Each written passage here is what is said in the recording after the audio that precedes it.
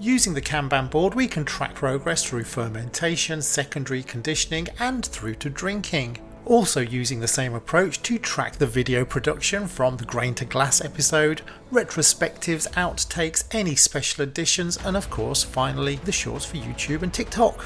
We started the month editing the California Common, enjoying the Mangrove Jack's Bavarian wheat and waiting for the bottled version to carbonate and bottle condition. I also purchased the Kegland 360 mini regulator, which turned out to be an absolute star for the Bavarian wheat.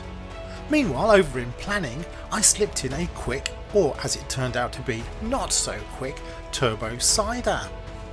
Homebrew number 50 is coming up very soon, and I was thinking I want to do something special, so I'm going to do a punk IPA.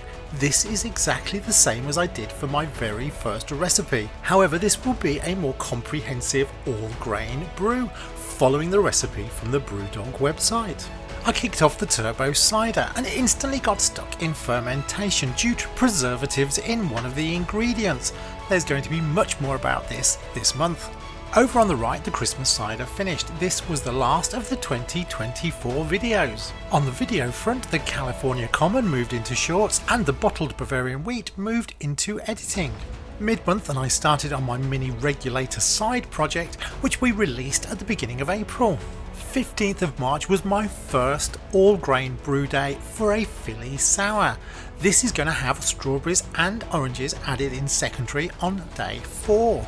It's been 2 weeks since pitching the yeast for the turbo cider and still no signs of fermentation, so we're now taking it up a notch to plan B and creating a cider yeast starter, letting that prepare for 12 hours and then adding it back into the must. Another week and still no progress, I decided to execute plans C and D. Plan C was to add further yeast to the original, and Plan D was to start all over again, taking some original iron brew and condensing it down to a syrup and then starting the turbo cider from there. And fantastic news, I now have 2 turbo ciders, both fermenting at the same time. Okay, that was unexpected.